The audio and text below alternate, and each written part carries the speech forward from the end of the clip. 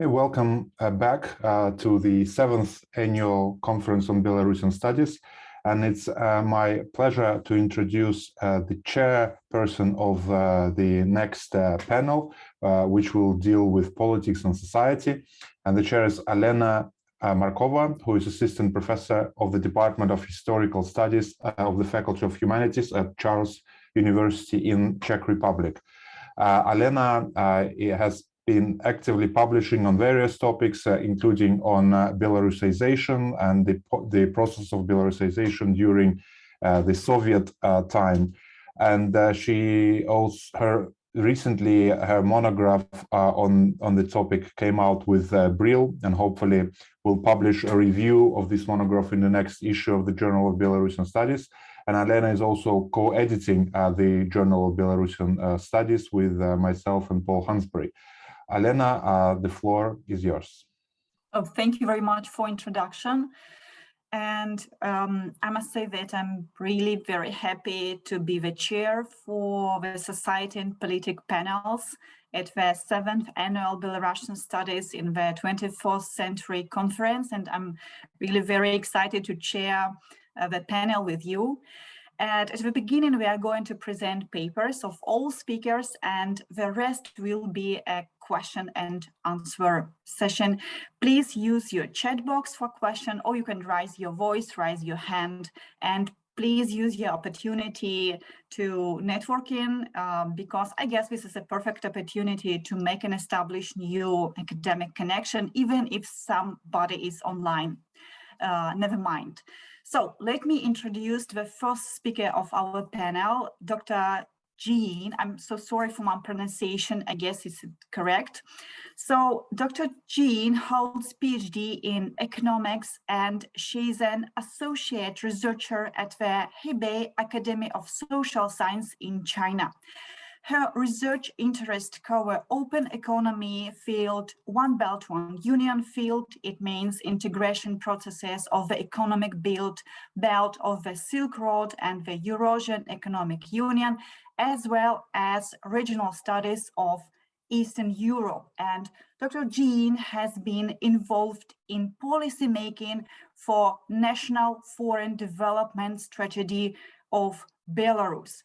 And some like a very short about her paper. The paper, which will be delivered by Dr. Ge Yin, will be devoted to the 6th Belarusian People's Congress, which was held in 2021, last year, as a key platform which will have a significant impact on the political, economic, and social development of Belarus in the next decade, especially in the areas of constitutional reform, the distribution of presidential power, and so on and so on and so on. And I guess this is very important contribution. Dr. Ge Yin, you're very welcomed. The floor is yours. And actually, we are waiting for your remarks, comments, and of course, questions. You're very welcome. Thank you. Thank you very much. Thank you for the organizing committee for inviting me. And I'm just because the election protests have attracted big attention from the society, from the whole society, from all over the world. So it is very interesting to analyze how the social, how the society developed, and also attract lots of attention from the Chinese academic circles. So I'm not going to explore the biography of myself, and so my some of my speech is a new exploration of the Russian state development,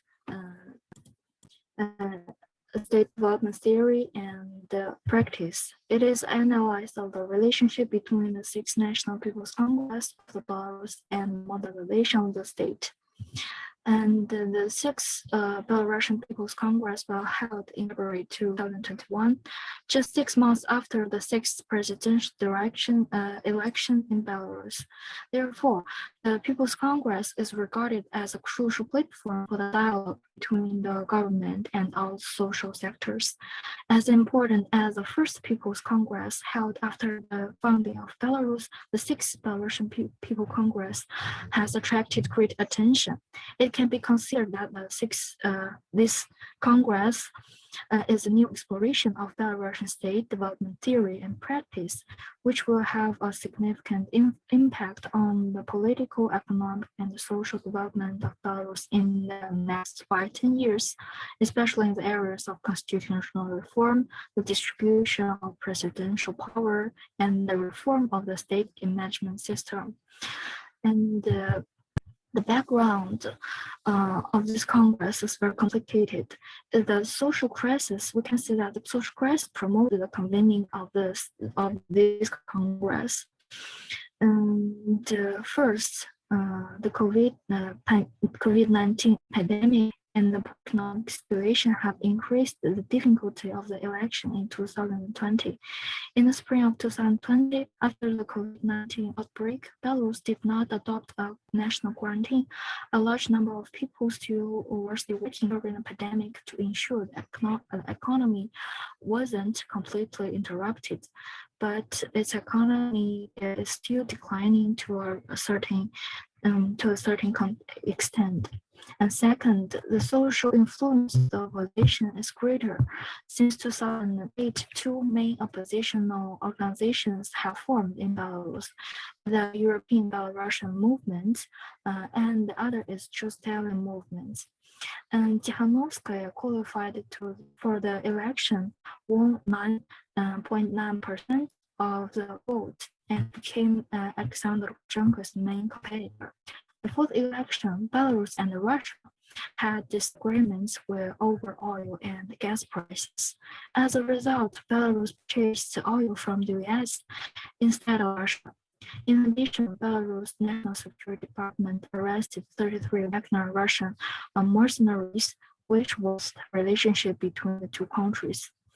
And Babarika, Tsepkala, Tikhanovsky, and actual candidate Tikhanovskaya have contacts with Russia, Ukraine, Poland, Lithuania, and other countries. So the campaign background are complicated, sparkling all kinds of speculation.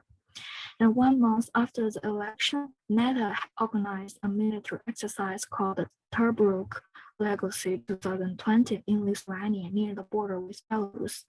In Belarus, there were popular protests on the day of election. From Minsk to the whole country, thousands of people were on the streets on a single day. This is not a small number for a country, with a population of less than 10 million, and it attracted attention from all over the world. To stabilize the situation, Belarus government has taken some strategies. First, they use multiple methods to control the pandemic, and they learned from the China experience. Government built model hospitals to accommodate patients and implemented the herd immunity strategy. These strategies worked effectively. The number of COVID-19 cases once was cleared in August 2020. However, the protests worsened the pandemic situation, and the number of infections reached its peak in November 2020. The government had to demand people to wear masks and keep social distance in public. Second, the Belarus government diverts peaceful protests and suppresses yeah, and I'm more concerned about the development of Belarus. So, and so in response to the NATO military exercise, Russia and Belarus and Serbia jointly organized the Slavic Brotherhood 2020 military exercise. And after taking all these measures, the domestic social political situation in Belarus was stabilized at the beginning of 2021. However, the internal social conflicts still existing. So, and the country still needs to solve economic, political problems. So, as a result, the Sixth National People's Congress was held. And the second is the goals of this Congress. The Congress aims to speed up the modernization of the country, and they received 17,000 proposals from our society. The main theme of the Congress was unity, development, and independence. President Lukashenko emphasized that 2021 will be a decisive year, and Belarus is in a critical period of national development. This Congress of great significance and can be equivalent to the first People's Congress after the independence of Belarus. And this Congress made plans in the political, economic, and diplomatic fields that are more relevant to the country's situation and aim at achieving national modernization. And the first part is economic policies, put people livelihood first. Its priorities of the 2021-2025 Economic and Social Development Plan are happy families, strong regions, knowledge, environment, and national partners. So it has adopted a series of policies related to people's livelihood, like improve health policies, develop non-capital areas, and improve the digital literacy of the population, and strengthen cooperation with China, CIS, and the Eurasian Economic Union, balance the development of state-owned and private sector of economy, also protect the state-owned enterprises, and ensure the employment rate of workers, ensure people's income. The plan aims to use social capital effectively through economic modernization, and the government in building a welfare state. The second part is to promote the development of states management system with the construction of political parties. It is another important topic of this Congress. It means to develop democratic politics, giving full play to the role of citizens in the country's political life, and amending the constitution and restricting the power of presidential power. And the president proposed that the decision-making center must be as close to the people as possible, and to achieve two-way feedback between the government and the people. The Congress proposed to ensure that all social strata take part in the formulation and implementation of national policies. Besides, it confirmed that the National Congress, the National People's Congress of Belarus, is the highest form of representative through legislation. And the Congress confirmed the establishment of Constitutional Committee. It's the committee right proposed to amend the Constitution of Republic of Belarus, and it will be held on Republic referendum the early 2022 to our public discussions. And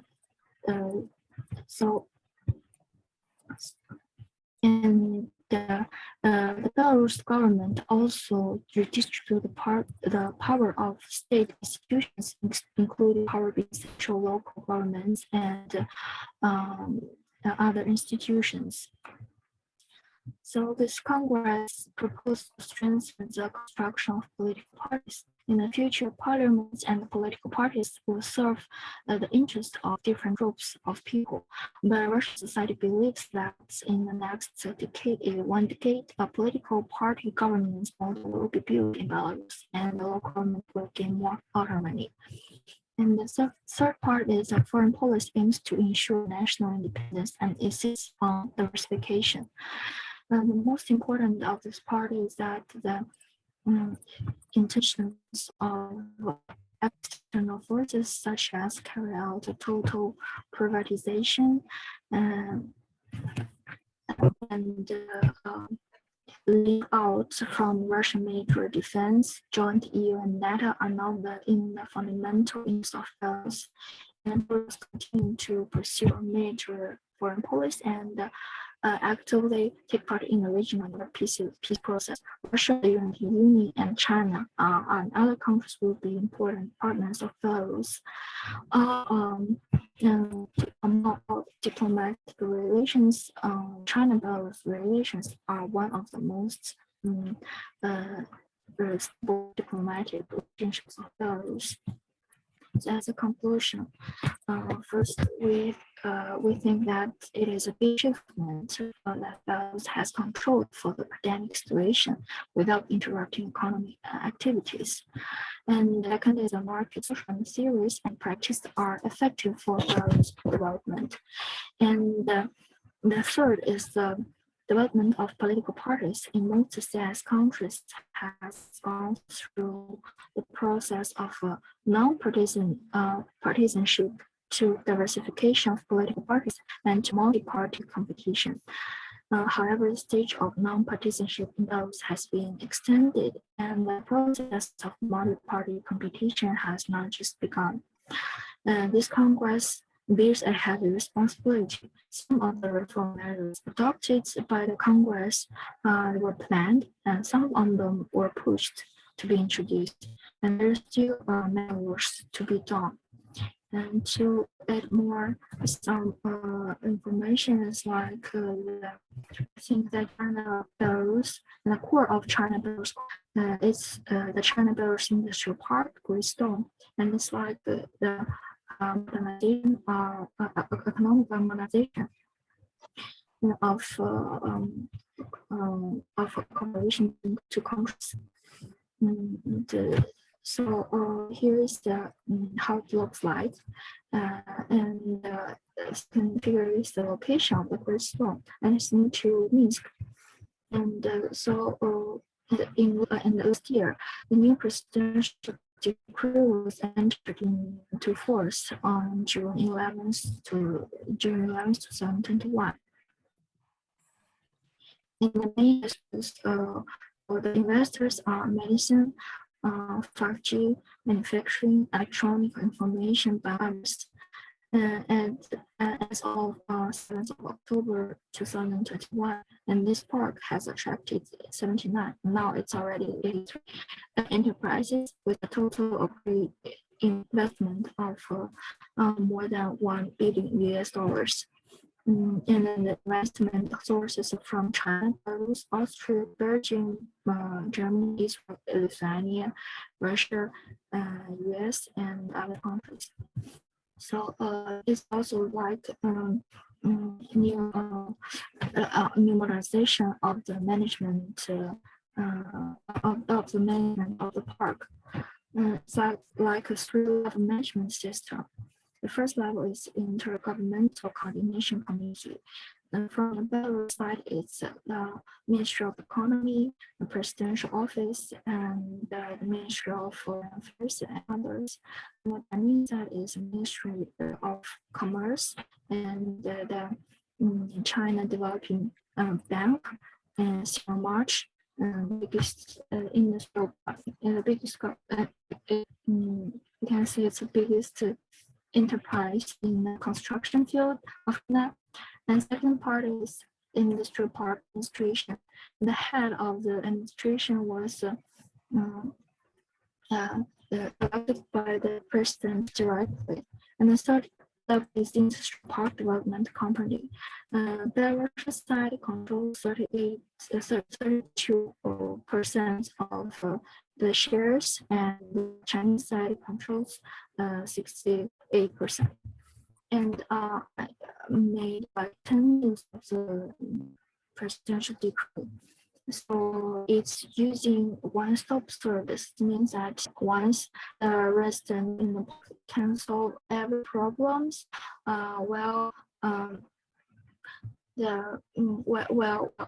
from starting the business and to finished, the business can solve a problem in the park. And this decree also expanded the main activities like biomedicine, 5G, and AI.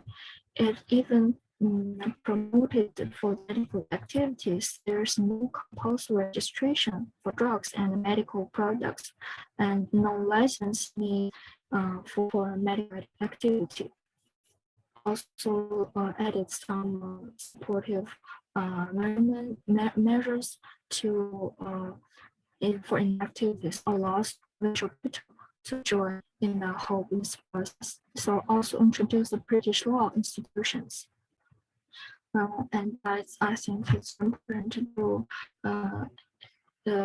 say that it is added another measure, like the residents can create their own subblocks by using all of these references. So we compared the part in EU countries and other Eurasian from the Ge Yin countries. It is found that the China-Belarus industry park is most preferential. And I'm not going to explore. And here's a couple of the tax rates in China-Belarus industry park, and in the special economic zone of neighboring countries like Latvia and Lithuania. And also we have to highlight the good quality of human resources of Belarus, and we can see that the number of scientific researchers per 1,000 economically employed persons are almost 50% high over Chinese. And so the China-Belarus Research Park also is realizing national strategies from two countries, from Chinese. Sorry, Doctor, made in China 2025. Like half a minute, please, because we are running out of time. It's like digital neighborhood belt and the cooperation. Yeah, I'm finishing. Yeah, I'm finishing.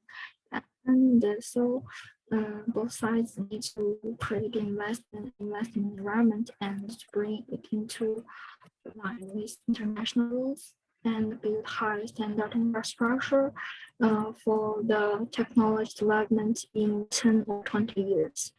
And also to provide the preferential policies, sanitation measures, and high quality services, and using all these advantages to cooperate in the ranks of Belt and Road initiatives for economic union. Thanks. 谢谢大家。Благодарю. Yeah, thank you very much. Thank you very much, Doctor. And again, please use the chat box to your questions. We will come back to the presentation later. And now it's time to present the second speaker, Dr. Aliaksei Kazharski from Czech Republic and Slovakia. Dr. Kazharski is a researcher and a lecturer at the Charles University in Prague in Czech Republic and Comenius University in Bratislava in Slovakia. And he regularly contributes to the work of many different regional think tanks and debate platforms, such as, for example, Globsys Policy Institute and Visegrad Insight at many hours. And his main research areas are Central and Eastern Europe, Russia, regionalism and regional integration, identity and international relations, of course. And he has also many significant publications in English, for example, Eurasian integration and the Russian world, regionalism as an identitary enterprise, published by the Central European University Press in 2019, and many others. And the last, this monograph, this publication is in English, and I do really recommend it. And today, Dr. Kazharski will deliver a presentation devoted to Belarus as a liminal space for Russia's ontological security before and after the 2020 protests. Please enjoy. We welcome your comments, remarks, and questions. Dr. Kazharski, the floor is yours. You're very welcome. Thank you very much, Alena, for this detailed introduction. I think that maybe I should shorten the bio, because it's too much pressure on the moderators. Hello, everyone. Thank you for inviting me. My presentation is based on an article that we published. Monika Kubova from the Central European University, now in Vienna. Monika cannot be here today, but I'm speaking also on her behalf. The main argument that we developed in this article, and sorry, I presume that you're seeing the slides, right?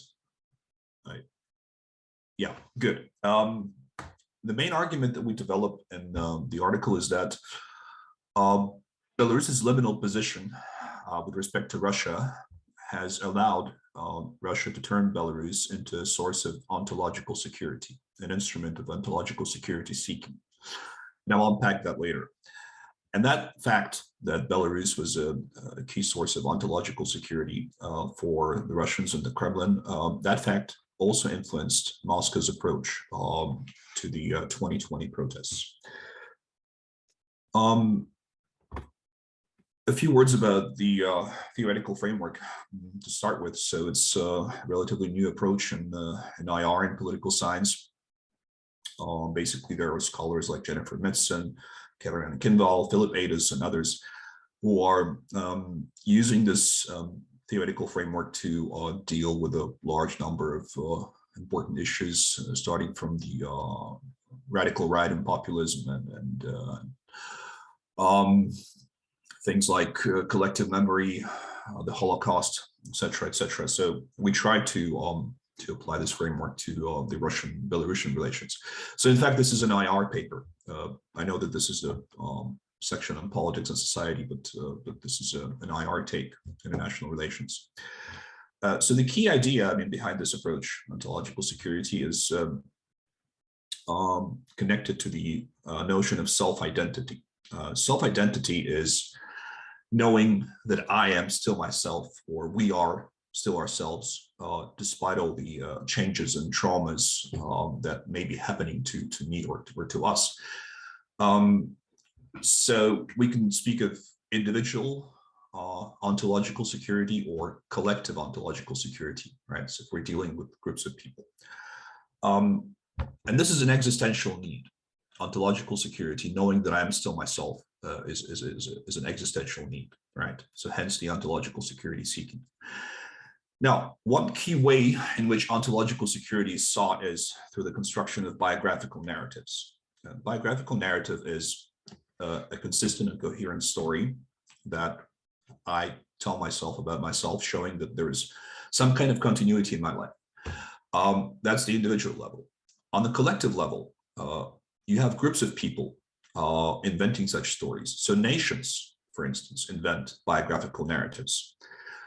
They tell a story of a long history of existence, let's say in the same territory. So nation states like to invent stories that reach back hundreds or thousands of years ago, which kind of put together all the bits and pieces to demonstrate that there is a continuous self-identity, which is tied to a particular territory, for instance. Another important aspect is the routine, right? So a basic source of ontological security is the predictability of the environment in which you live in. And that's the kind of everyday world, everyday routine that, sort of keeps you calm, right? You can think of this as the comfort zone, with an important footnote that they say that the comfort zone is not the place where we are necessarily happy, but it's a place which we are afraid to leave, right? It's the place that we know, right? It's the place that we're used to, right? So switching to our case, you could see how, for instance, for Russia, for the Russians, or for the Kremlin, the collapse of the Soviet Union was a major disruption or dislocation of its self-identity, and how it's now trying to come back. Even as we speak, we're observing the so-called recent Ukraine crisis. It's trying to come back into this Cold War setting, which is very familiar to it, right? So there's the clear enemy, out there in the West. It's familiar, it's predictable, it is well known. So in fact, the IR literature on ontological security emphasizes this point. This is pretty important, saying that states seek ontological security, and they can sometimes jeopardize or risk their physical security to attain ontological security. This is a situation where you actually want to have an enemy, because that makes your world more predictable, right? Because you're used to it. Now, moving on to the status of Belarus. Well, we identify it as a liminal space. What exactly does that mean? Liminal space for ontological security seeking.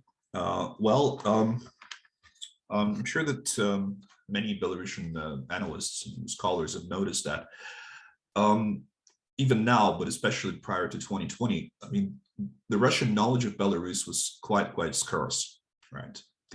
People didn't know much about the realities on the ground, but there was a lot of kind of myth making, right? There was a mythologized image of Belarus in Russia, right? And on the left, you're seeing this kind of Belarusian groceries. It's a franchise, I guess. So that's a franchise of or brand franchise, a kind of shops in Russia, right? Not in Belarus, but in Russia, which allegedly sold Russian groceries. Now, the situation was that actually most of those, or many of those groceries sold under the label Belarusian groceries, they were fake, right? They're fake brands. They were made in Russia or somewhere else, but they're sold as Belarusian made food. So people were disappointed. What does this signal? Well, it signals a particular image of Belarus in Russia, right? Because branding has to draw on some cultural references. So there was this idealized image of Belarus in Russia. In a way, it was a projection of the idealized Russian self, right? And Lukashenko was playing into this when he said that Belarusians are Russians with a stamp of quality, right? We're the better version of Russia.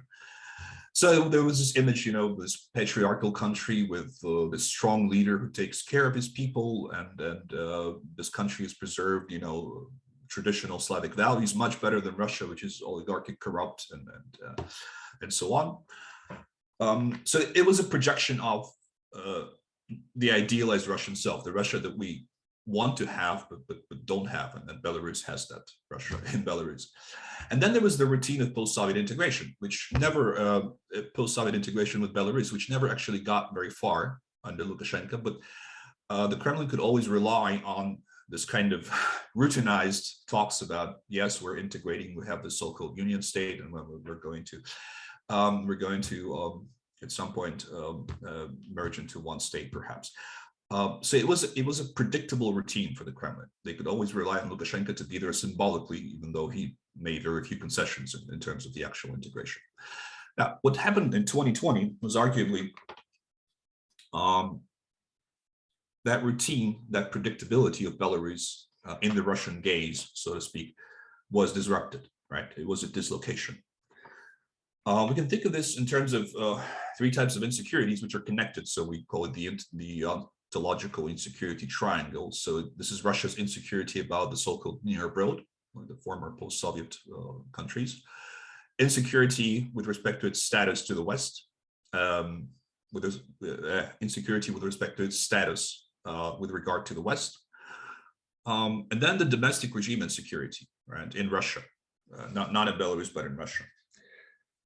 Now, here's where you can think of Lukashenko as a kind of a comfort zone, right, as a source of ontological security for the Kremlin, because yes, he was a difficult ally. The integration didn't get very far, but it was predictable. I mean, this was the devil that they knew. And the protests, right, the unprecedented protests, were a dislocation event for the Kremlin's ontological security, because simply it was a new and unpredictable situation. And note that the protests were they never became anti-Russian, right? They were geopolitical neutral. And then there was quite a lot of effort on the part of the opposition leaders to establish links with the Kremlin, right? So Tikhanovskaya and others. But it is exactly this effect the challenging of the predictable environment where Belarus was authoritarian. You could talk to Lukashenko, and that was enough for the Kremlin. Now the Kremlin would have to talk to the Belarusian people directly. And of course, in itself, the protest against an authoritarian regime set a very bad example, right, for the Kremlin, for Russia, from the Kremlin's point of view. So this is where we come to the triangle again, and the domestic regime and security in Russia. So as a result, the Kremlin opted for supporting Lukashenko in 2020. And our argument is that it wasn't so much a rational calculus as the ontological insecurity effect, right? The ontological insecurity that the Kremlin experienced when it observed the 2020 protests. Now, that is the argument in a nutshell. If you are interested in more details, please read the article. It's available on ResearchGate, or you can send me an email if you'd like. I'll share a copy. And yeah, thank you for your attention. Okay, thank you very much. So actually, we probably will have more time for our next speakers, and I must say that our next speakers will be Dr. Fabian Burkhardt and Dr. Matti Dollbaum. So they will deliver one presentation together, and I'm happy to introduce them. Dr. Fabian Burkhardt is a researcher associate in the Political Science Research Group at the Leibniz Institute for East and Southeast European Studies in Reisenburg, and an editor of Russian Analyzing and Ukraine Analyzing papers. His research interests cover political institutions in the Russian Federation, political systems of the post-Soviet countries, authoritarian regimes, and comparative presidentialism. And the second speaker, Dr. Matti Dollbaum, is a postdoctoral research fellow at the Research Center on Inequality and Social Policy at the University of Bremen in Germany. And he's also an associated junior fellow at the Institute for Advanced Study and an affiliated researcher at the Research Center for East European Studies at the University of Bremen too. His research focuses on continuous politics and social movement in Eastern and Western Europe. This is very interesting.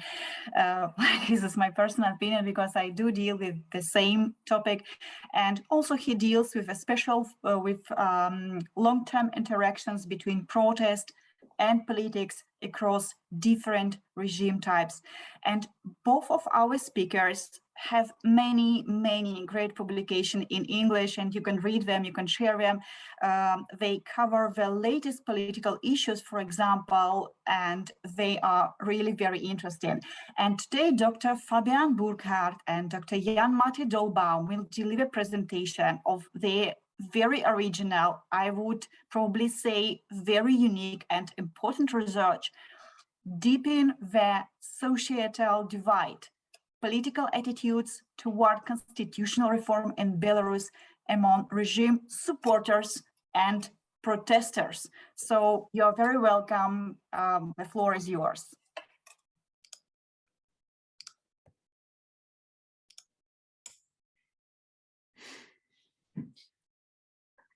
Okay. Also, you can take your time, because actually we are not running out of time, and so you are very free to extend your presentation for several minutes. So okay, that's very kind. We don't want to steal too much of your time, so feel free to interrupt when it's too long. But thanks a lot for the kind introduction. And as you mentioned, it will be a shared presentation. And actually, I think it's a shared endeavor, because we try to combine our research interests. Matti as a protest researcher, and myself with some interest in constitutional politics in other regimes, but also in Belarus.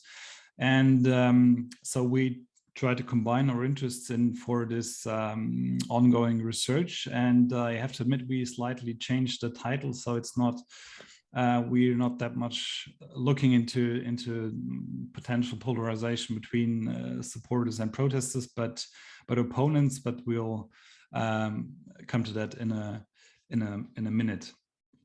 So why might this topic be interested? So why would authoritarian rulers amend constitutions? So a very frequent argument is that constitutions or any other formal institutions are not very important to authoritarian regimes, because I mean that's one of the main arguments. If you think about institutions, if a ruler can change them or adapt them according to his or her needs, then they are actually not real institutions, because they can be amended all the time, and they do not really constrain the authoritarian rulers. So it might not be, and they're violated all the time. And if you look at what's been going on in Belarus for the last 2 years, but also going back decades, you could even say that the constitution has been violated or adapted by Lukashenko so many times that it kind of one needs to make an argument why it's actually important to study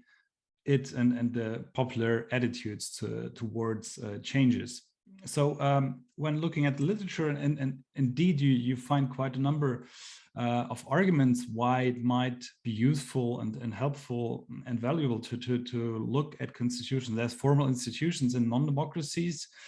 For example, rulers can have the perception that the performance is dysfunctional, so they do not serve the purpose that it was originally designed or amended for, and so they might need to adapt it to current circumstances, or there might be a shift in elite balance, and which would necessitate to actually adapt the former institutions to this new shifting elite balance. So that's probably not what was partially going on, but not on an elite level, but rather on a societal level.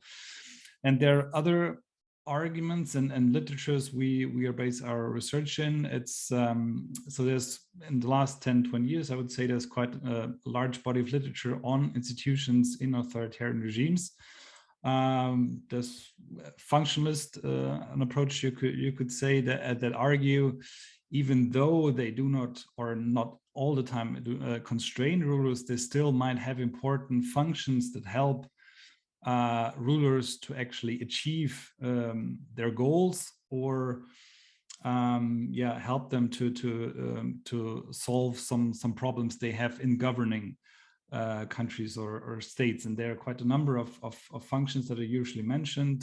This might be signaling to domestic actors, to foreign actors, to the society, minimizing future losses, especially when you look at term limits in constitutions, for example, or diffusing responsibility among political actors as a kind of blame shifting to other actors. And there's also a new body of literature that actually argues, that shows empirically that those personalist authoritarian rulers that more frequently adapt constitutions to their need, they actually survive for longer. So there's it shows that it might have really it might be useful to amend constitutions frequently over the time of your regime duration. And it might be kind of an amendment or the adaptation of a constitution. It might be actually used to mask other kind of processes in a kind of a constitutional reform process. So that's the kind of the broad literature which I just mentioned, because it's often criticized why might it be important, why talk about it. So coming to the case of Belarus, we identify three major causes why this constitutional reform occurs, or why it was kicked off by Lukashenko, and we will focus in our presentation on the second one. But just for the complete picture, I think it's important to note that this talk about reforming the political system or the constitution has been going on for around a decade, you could say. And this is, I think, due to the fact that you always have a problem in personalist authoritarian regimes. So that's the type of regime that Belarus is part of. And there you always have a problem of regime succession, of how regimes can survive and and personalist rulers can hand over the power. And as there is no institutionalized mechanism, then constitutions might be adapted to kind of to take care of this problem. And since 2019, there are more serious talks and preparations about this constitutional reform, which can actually be seen in the discourse by Lukashenko, but also in the various preparations that have been going on with the constitutional core, kind of a group of elders in Belarus who have been working on various drafts.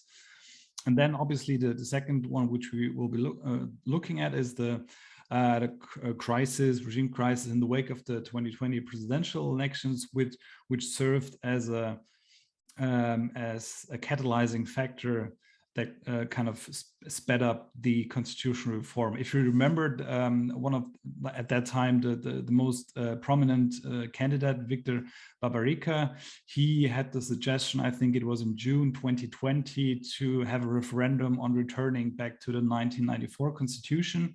So you can already see that before the presidential elections, there was already a dynamic of various opposition actors talking about constitutional reform. So that was also one of the reasons. But obviously afterwards, Lukashenko proposed it as to buy off opponents and demonstrators, to argue, okay, we will not have new elections, but I propose a constitutional reform.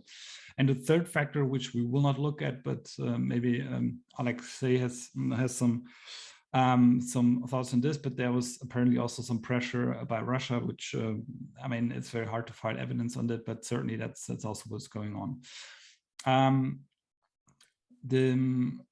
How can one actually assess the constitutional changes? As we said, we will be looking on the public's view by means of a survey, but you can look at the content of the constitutional reform. Is it being used as a preparation for power transfer, or is it actually about power consolidation?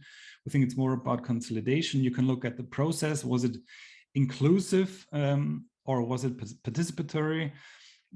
We think it was not inclusive, so no opposition actors were included in the process, which doesn't make it inclusive. And participatory, even though Lukashenko said, okay, I will ask the population to give some feedback, to give some comments on various drafts, etc.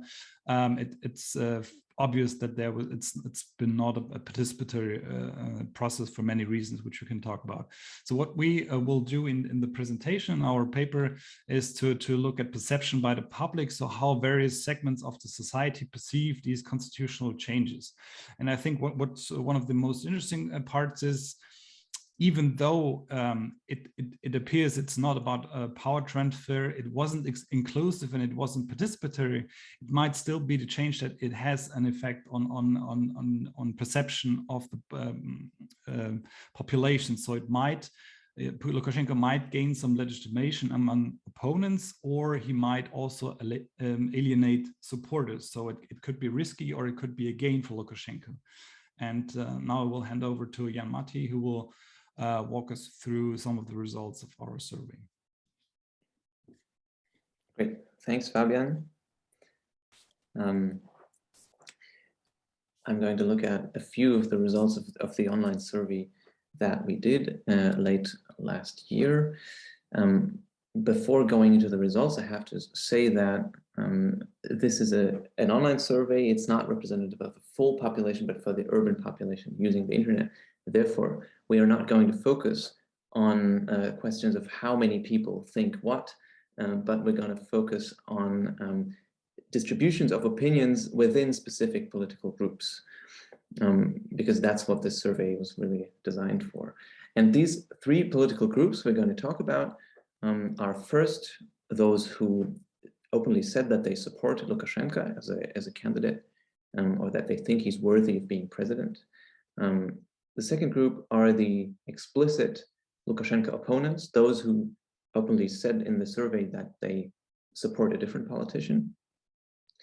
And the third group, which is also a very important group, are the undecided respondents, those who chose the option that none of the suggested candidates is to their liking, or who said that that's a question that's difficult to answer. And that's really almost a third of the sample, so really an important group to consider.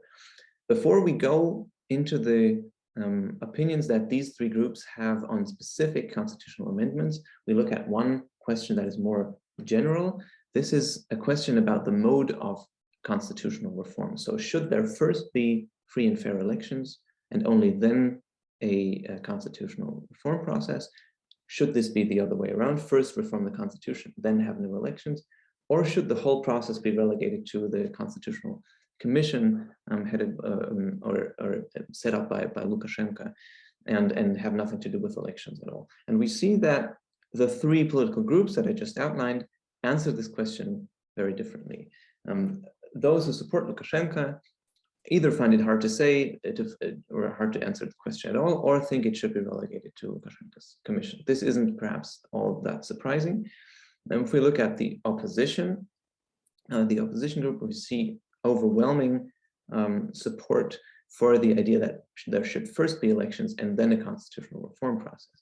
And this already signals to us something that's really important, that this process that is now underway is perhaps unlikely to satisfy these people, because it's precisely not doing what they want. It's precisely not having elections and then reform the constitution, but first reform the constitution, then perhaps have elections afterwards.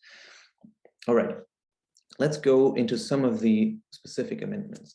First, the reintroduction of presidential term limits. Now, in all of these graphs that I'm going to show you is the question behind those graphs is, do we see a polarization between these political camps or not? And here we do see it. We look at the opposition graphs that show that there's an overwhelming support for reintroducing presidential term limits. If we look at those green bars that belong to the Lukashenko supporters, we see that there is not so much support for reintroducing term limits. These people are rather against that or neutral, and the undecideds are rather in favor of reintroducing term limits, but not as much or as intensely as the opposition people are.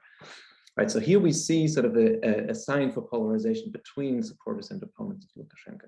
We see a similar picture when we look at a more symbolic question of the state's flag. So here we asked, should the green-red flag be kept as a flag of the country? And it is being kept, obviously, it's not being changed.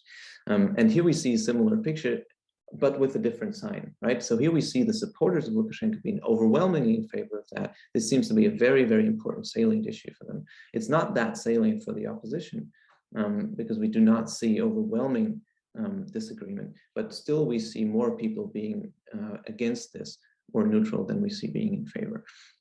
And again, the undecideds somewhere in the middle here. So again, some sort of polarization going on. Now, what's interesting, we do not observe this polarization everywhere. If we look at a different question, which is also policy-wise very important, we do not see so much polarization there. This is about abolishing foreign policy neutrality. This is actually happening. So in the suggestions for the new constitutions, this foreign policy neutrality is being abandoned, but it's against the wishes of all of these political groups. We see very, very limited support for that. People are either against it or neutral, right? And that goes for both political camps. So we do not see any polarization on this issue. And we show you another graph where we see a very similar picture, also an important social issue that's being changed in the current constitutional reform, namely the question that the state should protect marriage as a union between man and woman. And here we again do not observe any polarization between these political camps. Many people are in favor, a few are neutral, and very few people are against that. Right. To finish with our empirical results, we look at a question that's in the literature sometimes called effective polarization, which concerns, or which is about the idea that an in-group, a political group, is not just against a different political group, an out-group, but also for excluding this group from the political process. Here we asked our respondents whether they think that supporters of Alexander Lukashenko should be included in the reform process of the constitution. We might have expected polarization here. We might have expected to see that those who support Lukashenko are, of course, in favor of that, but those who oppose Lukashenko are perhaps against including Lukashenko supporters in this reform process. But we do not see that. We see, again, a very even distribution across the three political groups. Everybody's in favor of including Lukashenko supporters in the constitutional reform process, which is significant. If we look at the opposite question, though, we do see quite strong polarization. Here we have asked, do you support that supporters, do you think that supporters of Svetlana Tikhanovskaya should be included in the constitutional reform process? Obviously, the oppositionists are clearly in favor of that, but those who support Lukashenko are clearly not. And this is, again, an indication of effective polarization, but this effective polarization seems to be asymmetrical. Oppositionists are not as intolerant of their specific outgroup as Lukashenko supporters seem to be. This is at least what our data show. Of course, this always depends on the wording of the question, etc. So caveats apply, but the trend is probably there. All right, what does this mean? Or not what does this mean, but rather a summary of our empirical findings. Where do we see polarization? What kind of polarization do we see? It is strong for items or questions that directly relate to the president, the term limits, also the symbolic conflict around the flag. It is less so for other questions, including foreign policy, including marriage, including other things that we didn't show you. So we do not see so much polarization there. We do have a large group of people who are undecided. And that's also important to note, because to the extent that we see polarization, this does not affect the whole society, but this affects just two political camps, and those do not make up the whole society. That's important to stress. And finally, opposition supporters seem somewhat more inclined to tolerate Lukashenko supporters in the political process than the other way around, as we just saw in the final graphs. Okay, what does this mean? For the reform process that's currently underway, we think it means it's unlikely to convince Lukashenko opponents. The constitutional change happening before new elections, if those happen at all in the near future, that clearly goes against the preferences of the opposition. Although Lukashenko does make some real concessions, reintroducing term limits, scrapping his decree power are real concessions that will be supported by many people in the population. But then again, other items or other amendments clearly go against popular preferences, including the preferences of Lukashenko supporters, for example, on the foreign policy. So here, we really think this is not really going to be a sufficient measure to pacify the social conflict. But the final 2 points, we do also see that the population is not divided on every of these issues. It's not about being pro or against Lukashenko that tells you the answer to every question, but it's really the divisions are confined to the core of the political conflict about the president himself and symbolic things like the flag. And finally, we also see that opposition supporters and undecideds, which together make up a majority of the society, do favor including Lukashenko supporters in the political process. And I think this is also important to stress because it shows us sort of perhaps not a way out of the conflict, but gives us some hope that this conflict can be resolved peacefully and constructively. Okay, thanks very much for the attention. We're looking forward to discussing this. Thank you very much, our dear speakers. So probably we have many questions in the chat box, and of course I do remind you, you can raise your voice and raise your hand, but let's start with questions from the chat box. Of course I have like many questions to speakers too, but I will give a floor to our participant first. Well, unfortunately I do not the name, so actually it's like I called. I'm so sorry. The first two questions came from our participant, and both of these two questions go to Dr. Ge Yin. And the first one is Belarus now seen being by China as a less stable country and therefore less reliable partner and place for long-term investment? And probably you will try to answer the first question, and then I will ask the second question. So anyway, you can see the chat box, and you can see the questions. And apologies, the questions came from Pavel. It's just I used we did Batlake. Yeah, I didn't change the name. Apologies for that. Yeah, my name is Pavel. Sorry. Yeah. Sorry. Thank you very much. Because I do Batlake as well, which is a Belarusian puppet theater, and I used the same Zoom, and it's a long story. But yeah, my real name is Pavel. Apologies. Yeah. Thank you. Thank you for the question. And the first question I see that is Belarus now seen by China as a less stable country and therefore less reliable partner and play. No, I don't think so. I think that Belarus is a stable partner, and the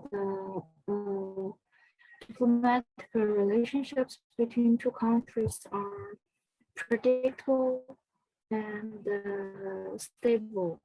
Though it experienced some period, but I think two partners never betray each other in the diplomatic field, and because we also have some one of the most important economic cooperation projects like China-Belarus Industrial Park Restore. It actually, before the pandemic, it experienced a very, let's say, quick period of development and achieved many results in economic development. And so a partner and place for long-term investments. But talking about long-term investments, so I would like to say investors, they are trying to escape risks. It's the first and the most important factor is stabilized political situation in this country. So if the country is stabilized and the investors obviously choose to invest in this country, and like now, I think this problem is also facing Ukraine. Like one day before, the Russian military should attacked Ukraine by the if you do what said U.S. government. And the second question is, what makes me think that the Congress will get buy-in in Belarusian society and become a new bedrock of stability? It does not have a historic or democratic legitimacy and is not underpinned by other institutions of a socialized state like a leading political party. Well, I said that it is like a vertical state management system now, and the president is the control, like the ethics stuff of the country. So it is it's kind of here to happen in other status countries like Kazakhstan, like other countries in Middle Asia, and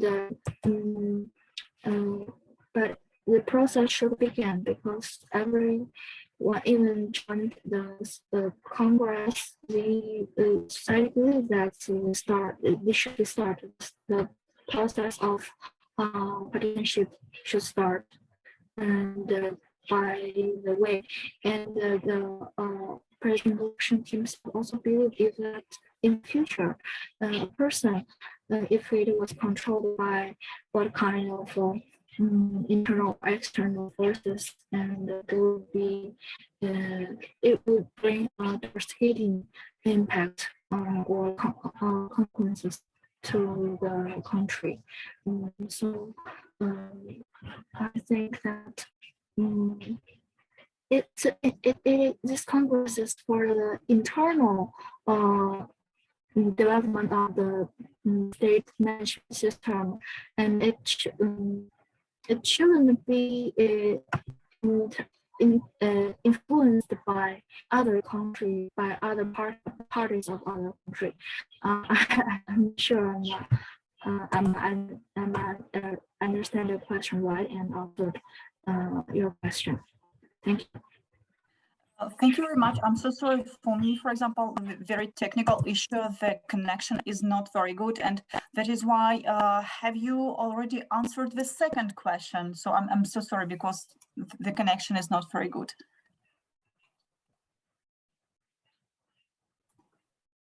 Oh, Dr. Ge Yin, so are you still here? For the first, should I? Yeah.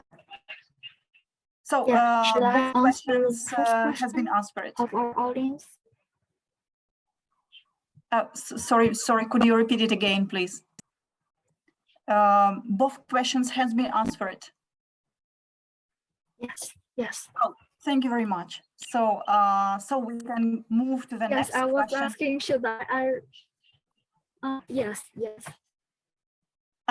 Okay, thank you very much. Again, I'm so sorry, but I can see you. I can hear you very good, very well, and that is why now we can move to the second question. And the second question, actually, this is the third question, goes to the second presenter, Dr. Aliaksei Kazharski.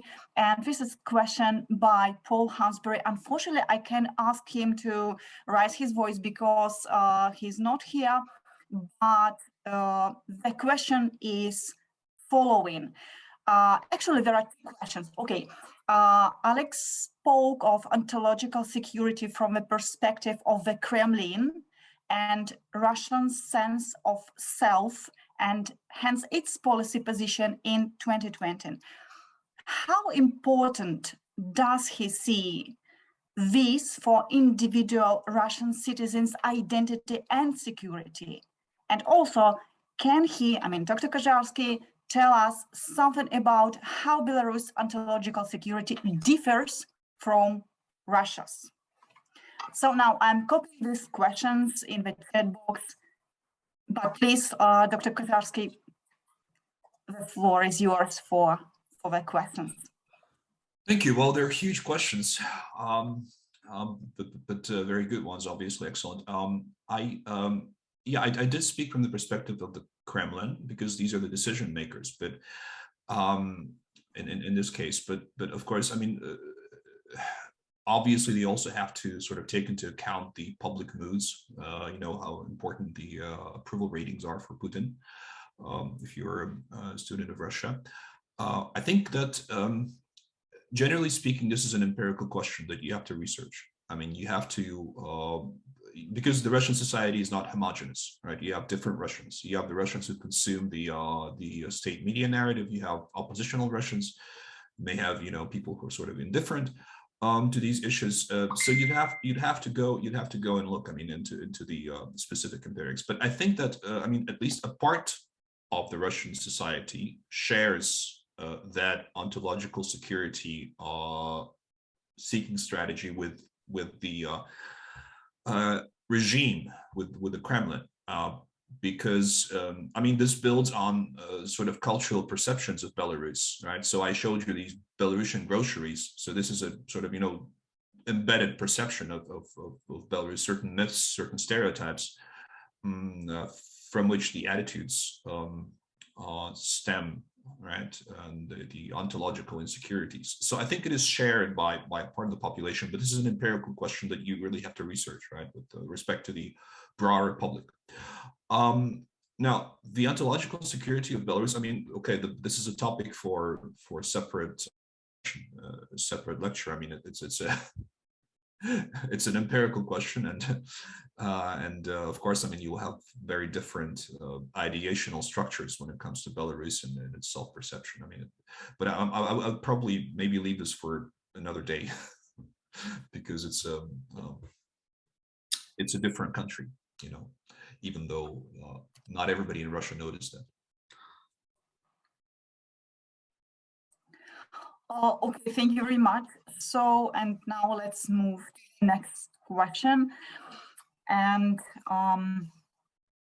well, it was unfortunately I wasn't able. I couldn't copy Paul's Hansberry questions into the chat box, but I hope it's not a problem because the question was has been answered. And Alex, could you raise your voice and could you articulate your question to everybody instead of reading? So I think it will be better because the next question is yours.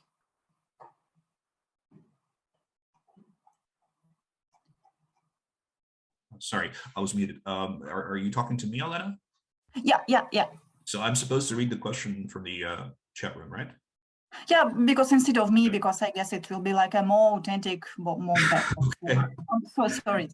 So the question from Ilya, before the election and during the election, Russian propaganda showed restrained anti-Lukashenko rhetoric. That's true. Did the regime become a threat to Russia's ontological security before the revolution? No, I mean, that was my point, that Lukashenko was always a suboptimal solution for the Kremlin. I mean, he was difficult and disappointing, you know, to the point of being frustrating. Sorry, Alex, I'm really sorry. I'm very sorry for interrupting. I just want you to read your own question to the first speaker. But if you have already read question to you, this is very okay. But I'm trying to make a line of questions. So because the next questions in the line is your question about Congress, but this is okay. But okay, sorry, I misunderstood because I didn't ask any questions. It was just it was a comment, you know. Yeah. Okay, so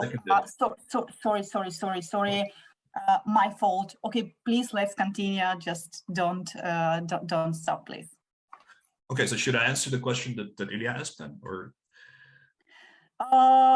Okay, so well, probably I will ask Ilya to do the same. Actually, okay. So Ilya, could you repeat your questions? Yes, I can. But Alex already answered on my first question, and my second question is about liminality. So liminality is about the sense of liminality space, and the some thoughts of this status, liminal status, for Belarus. What does it mean for Belarus? What does it mean for Russia?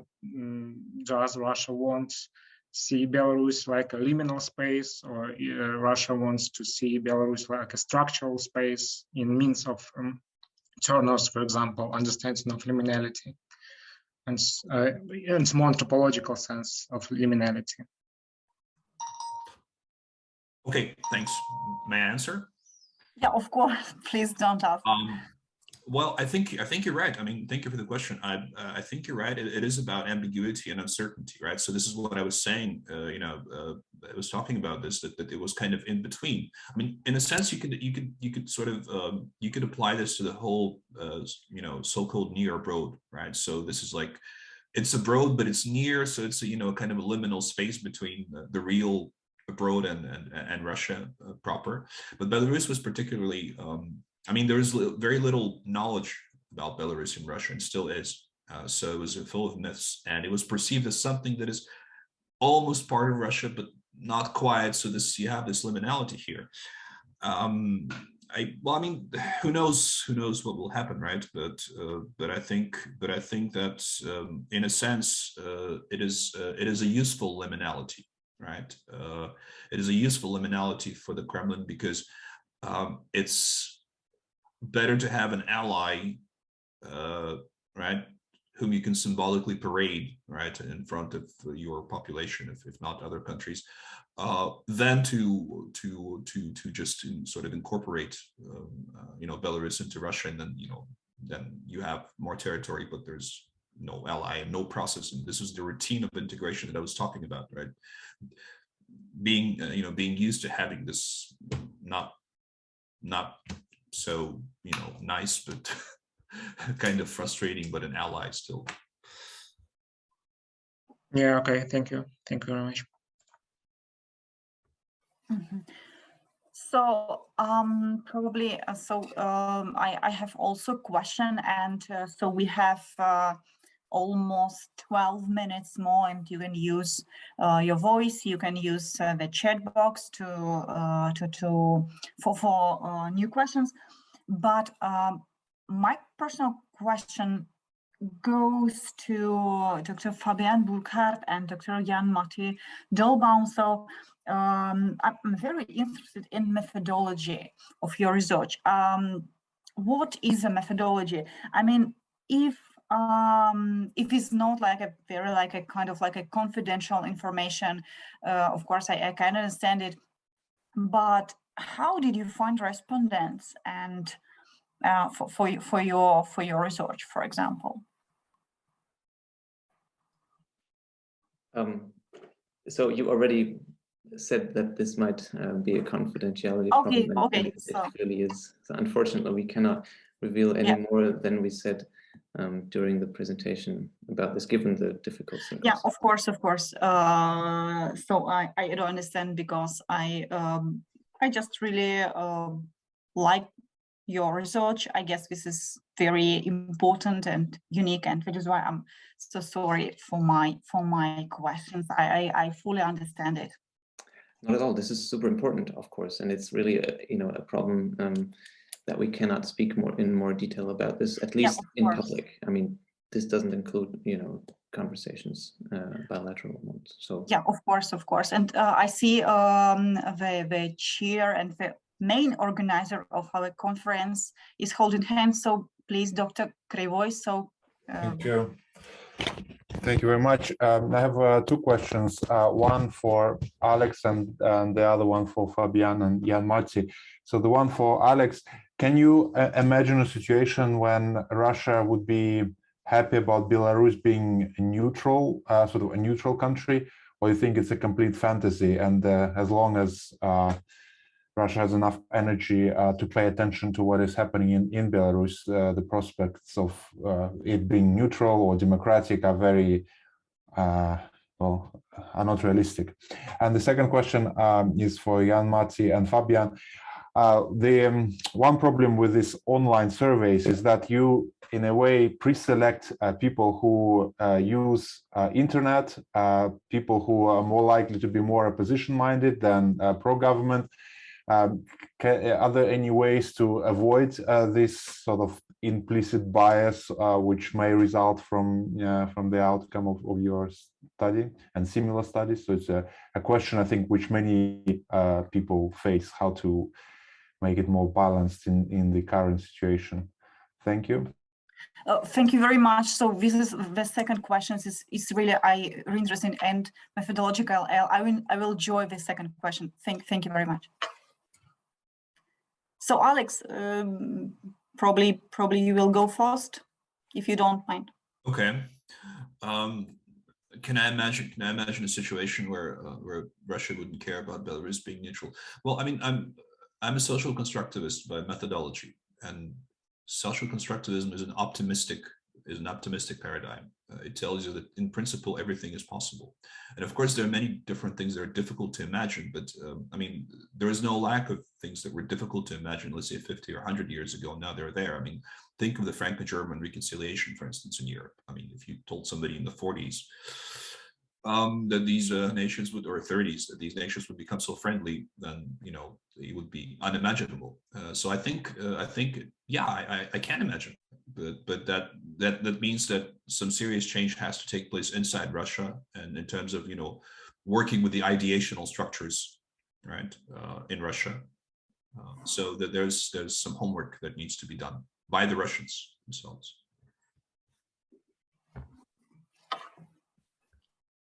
Oh, thank you very much.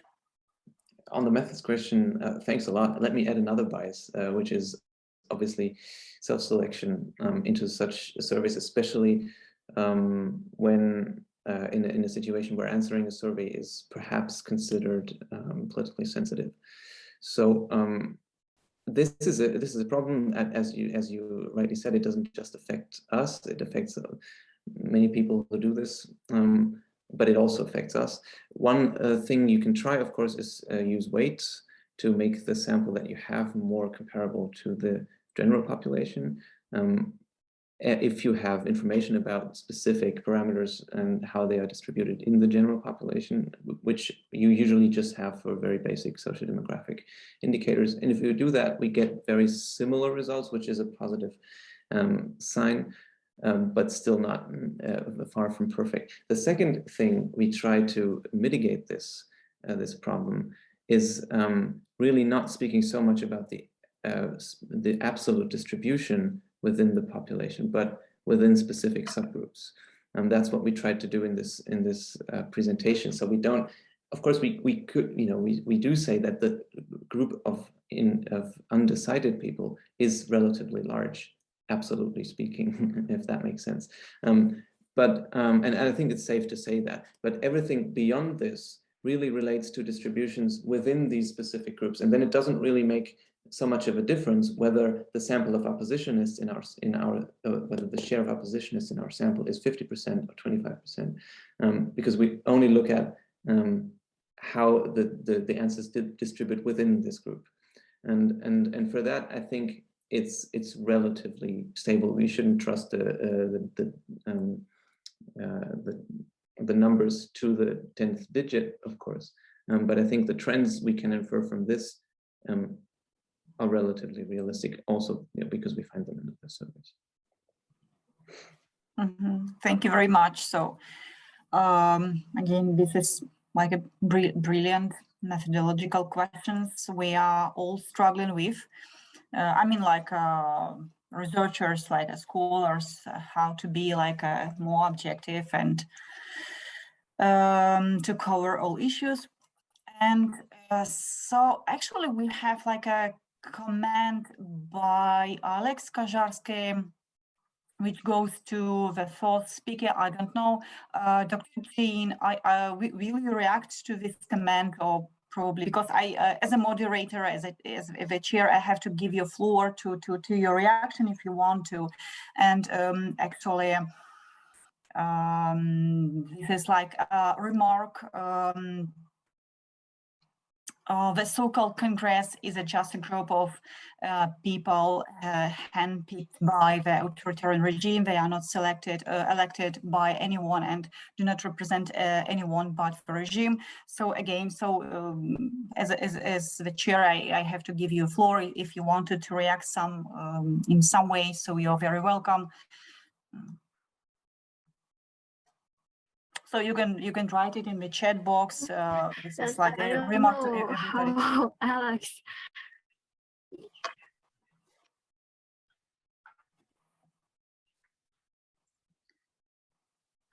Can you hear me? It's okay. For maybe if you switch the video. Yeah, it's yeah, but so-called Congress. Oh, so sorry, you can just Congress. Switch on the radio. Yeah, sure. Yeah. Is it better?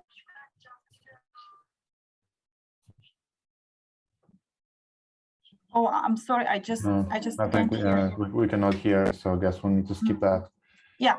Okay. So, and also I have the last question, but it does not mean that we have no time. We have like 4 minutes more before break, and my last question goes to Kazharski.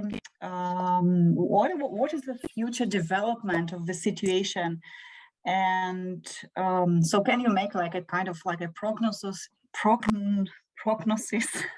like a kind of, because actually this is like a triangle, but I guess everything can change, like could change in the future, and so there are components which could be unstable theoretically and so on. And can you make like a kind of like a future prognosis of the development, if it's possible, of course? Well, I mean, sure.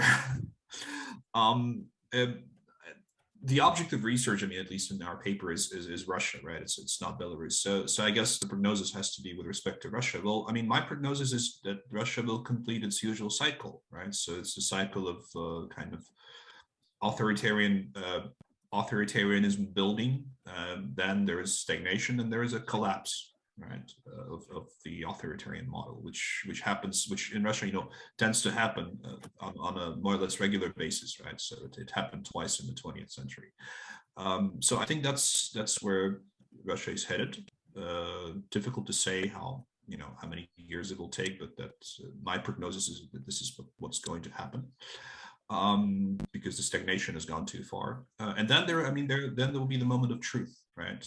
Whether Russians will be able to kind of escape this cycle, right, that keeps repeating itself. So either they escape the samsara or not, right? But to escape that cycle, you have to do some homework in terms of what I call the ideational structures. You need to reflect on your status and also your relationship with your attitude to the neighboring countries, which is where we come back to Belarus. Okay, thank you very much. And I will give the floor to our main chair in the main organization, Dr. Krivoy. So please, could you close the section and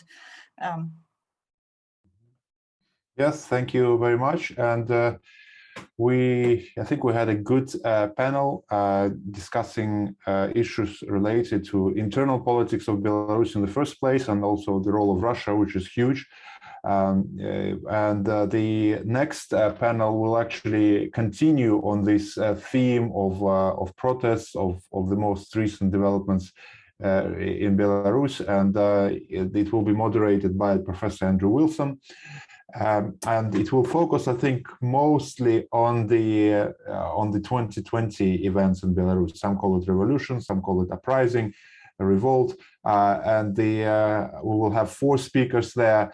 And now we have 1 hour for lunch. I will keep this on the video conference. So if you want to exchange chats or speak to people, please feel free to do so. I also noticed that Alan Flowers just pasted information about a forthcoming event of the Anglo-Belarusian Society next Saturday on the 26th of February. If you are in England and want to come, please do. I hope the weather will be better. Now, while we had our session, the power was cut off for a few minutes here, so my Wi-Fi was off, but I managed to connect on my phone. And I also found out that a small tree was rooted out in my garden. So we have a rather major storm here at the moment, but it's supposed to subside by around 3 p.m. And so at 7, when we have our reception, it should be fine, as hopefully there will be not too many trees on the roads and we can drive there. Alan, do you want to add anything? Well, yeah, sympathies with you. I missed a talk I really wanted to hear because my wife sent me out into the garden to take down our gazebo that was already torn to shreds. The Southwest London, Surbiton's getting it too, but everybody who can make it, we're hoping to set up hybrid though. There's the Facebook link, so please keep watching for next Saturday week, the annual Mother Language Day. We'll be celebrating Belarusian and many other languages. Thank you, Jarek, for that opportunity, and I'll be reminding people throughout the weekend. Thank you very much, and thanks, Alena, and all the panelists, and I will see you in about an hour.